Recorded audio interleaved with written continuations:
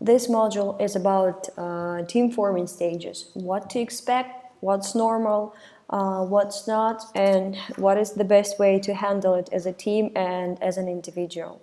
Before we start with this module, I would like to introduce you to Bruce Tuckman, who actually created Tuckman's stages of group development. He's a psychologist who defined 4 stages of every group development, which is forming, when a group comes together for the first time, being all enthusiastic and ready to start working together. Storming is when enthusiasm is a little bit gone and the team actually and some work styles clash together and some conflicts within the team start. Norming is the stage where a team learns how to handle conflicts and find ways of cooperation. And performing is the result of a team being able to resolve their conflicts in a healthy way and find cooperation, and so they start to perform and actually give out a good velocity and improvements in that velocity. So if you want to read more about Bruce Tuckman, go ahead. He's a pretty interesting person, and you can find information about team forming stages all over the internet if you need more information. So stage number 1 is called forming. Typical mood for the forming stage is positive, polite, anxious, in a good sense, anxious to start working, a little lost because people don't always right away understand what their role is, what the duties are, what they have to do, who they need to talk to in case there is some kind of an issue, and everything. Enthusiastic, of course, team just comes together, they're ready to start working, they can't wait to see their first results. Can-do approach. Usually in this stage people are ready to do anything and they're willing to take up any tasks, any assignments, and self-driven. Because people are enthusiastic and anxious to start working, they're usually self-driven. No extra effort is required to make them go for it, to make them work, to make them deliver. They're actually anxious to deliver and see results. And during this stage, so if you would characterize yourself as all these moods, most likely in a team forming stage. Also, normal characteristics for a team forming stage is a lack of protocols, a lack of set rules, and a little bit confusion about what needs to be done, who you have to talk to, and who is responsible for what. And you can notice same people maybe doing same work, working on same assignments, and cross their activities. This is because there are no clear protocol, there are no clear processes, and there was no time for a clear conversation. And work was not distributed completely in a clear way. Best actions to do in a team forming stage for the whole team and for the individuals is just observe. Observe how your teammates behave, what they do, how they like to work, what's their work style. Just get to know people, understand your team. This is a very important piece of forming stage. Communicate. Talk to people. Yes, there are no rules, there are no processes, there are no protocols. So the one tool you have is communication. If there is anything that makes you uncomfortable or anything you would like to suggest or do, just communicate. Use group chats, use daily stand-ups, use any chance for communication you have. Adjust. You will have to adjust to some work styles or group dynamic, because when you work as a group, some of the behaviors or your habits, they will need to be adjusted in order for the group to fit better together.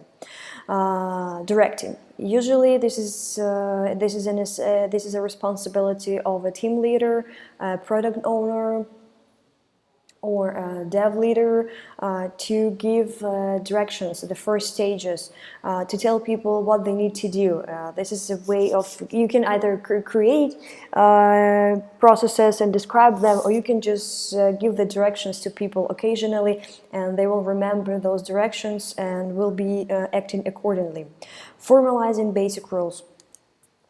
Same as directing, but but also includes creating some kind of documentation and any kind of formalization. You can either create a Confluence paper or video models, or any other kind or any other way of formalization of basic rules, which will help team to work together, to operate together, and to cooperate together.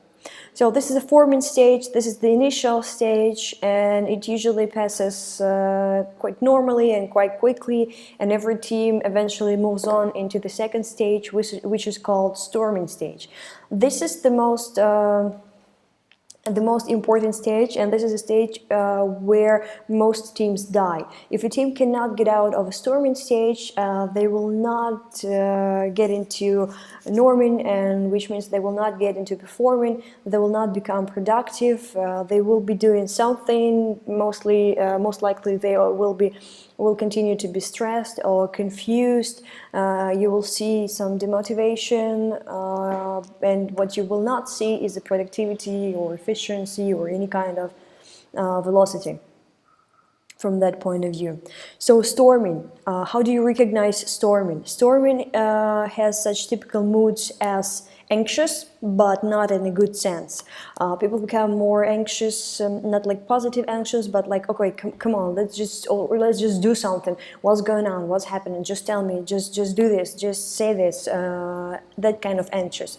Angry. Sometimes when people are try to communicate something to others and they did not receive the response they were expecting, or they haven't communicated anything to people, but they're constantly facing something they do not like, something that makes them uncomfortable, they become angry. And it could either be active angry, like openly angry, or it could be passive aggressive, where people kind of smiling, but you feel that they become uncooperative, which is actually the next mood. And pessimistic, like they say, whatever, it will not work, or this idea doesn't worth anything, is not worth anything, stuff like this. Different work styles clash. At this stage, different work styles actually clash. Whatever we could not adjust in a forming stage in our own styles, and other people could not adjust in their own styles, will clash in this stage. It's like principal stuff will become acute. Like, okay, we're gonna do this way, and this is the only way I agree to do it, because otherwise it doesn't make sense. But other people may not agree. So this is, and people could spend hours debating or just being uncooperative in general if they're being passive aggressive. And pushing boundaries. At this stage, team usually pushes boundaries. When some ground rules were laid out in a forming stage and some boundaries were set in a forming stage, at the storming stage, people will try to push those boundaries as a way to, in an attempt to find a way out of the stress of the uncomfortable situations they are in. And normal actions, so if you feel anything of that kind, or if you see stuff like that around you, most likely your team is in a storming stage, and this is most important stage. And you have to be very careful, and you have to be very cooperative if you want to get through this stage. And your typical actions would be clarifying roles. In order for people not to be on a way of each other, clarify roles and set responsibilities, clear responsibilities. Like, okay, you will be responsible for definitions of done and automated testing, and you will be responsible for making sure all stories are in appropriate statuses. Or you'll be responsible for automated testing, and you will be responsible for code review. It depends on the team. whatever rules you have inside your team, you just have to make them obvious so that people know exactly what they can expect from other team members and what they should not expect from other team members, and so that people are clear what other team members expect from them and can deliver on those expectations in terms of professional approach. Another action is build strong connection channels between members. Members should have connection channels as a tool to adopt their roles and to be able to resolve any issues there are. And when I say issues, I don't mean that it necessarily should be fights or something, but any discomfort or any clash that happens, there have to be connection channels between members. Roles. Everyone have to embrace their role and concentrate on their role and be sure they're fulfilling their role. And formalizing processes. Just a little bit more of formalization. If in a forming stage we just formalize standard rules, in a storming stage we are actually formalizing processes. Like, what is the protocol for testing? How does our testing happen? What is the normal formula for our sprint? How does it look like? How much time do we spend developing? How much time do we spend testing? Do we need time for release? How long does it take? Who's responsible? So that kind of stuff needs to be formalized at a storming stage in order for team to get through it and in order for team to become more productive. And remember, this is the stage where most teams die. So if you feel anything like this, talk to your Scrum Master, talk to your teammates, try to clarify roles. If you're not sure about your role, ask for it to be clarified, or ask other people for what roles there are, what are the processes, and if there is any kind of documentation, get yourself familiar with those kinds of documentation and try to follow it and see if it helps. And if it doesn't, again, talk to your Scrum Master if there are any issues. Third stage is a very nice stage called norming. Typical mood for you can recognize norming by cooperation. And you will see more people becoming more cooperative. Instead of being anxious and cooperative, many people are actually willing to find compromises, have a communication, have a dialogue, and cooperate. Again, communication, respecting team values and rules. By this stage, a team usually have their own values and their own rules, and everyone respect them. They're not trying to question them, they're not trying to push them or reinvent them, they're just respecting their rules. Healthy conflict resolution. There will be conflicts anyways. It doesn't mean that conflicts only happen during the storming stage. Conflicts may rise now and then all the way through your cooperation, but at this stage you would already know a healthy conflict resolution way. Actions: observe how processes are adopted, adjust if something falls out of healthy resolution. So just see what's happening, help your teammates. If you see that some of the healthy tools or processes are violated, make sure that you can fix it, and talk to your teammates and just do whatever you can to support all the healthy habits of your team and cooperation. And the final stage is called performing.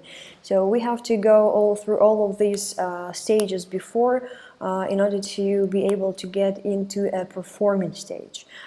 Typical mood for the performing stage is no friction in performing. Usually a team already operates as a single unit delivering a product. Self-organized team is an ability to function and go on without any member missing, because everyone knows what they have to do. They're not afraid of making decisions because they know their regulations, they know their roles, they know their obligations, and they can operate based on that. Velocity is stable and grows. Usually on the performance stage, velocity has been stable, should be stable for some sprints, like 2, 3, 4 sprints. and at some point it should start growing. No hand-holding or directing is required. When team can operate completely on their own without any directing, without any hand-holding, that's a performing. Actions: let go and keep an eye on metrics. This is more of an action for whoever is responsible for team statistics. No action is required from a team at this stage, unless just performing. Sorry, nothing required from the team but performing. And for whoever is responsible for statistics, they just keep their eye on metrics and make sure everything goes smoothly, and if not, then they have to analyze and review. These are pretty much all the stages. Thank you for watching. There is also a fifth stage called adjourning. This is when team is dissolved. They have finished their work together as a team and they're going in different directions. If you like, you can find some information on web about adjourning. And again, shall you have any confusion, talk to your Scrum Master. And remember, the main tools you have through all the stages is trust, cooperation, and communication. Thank you.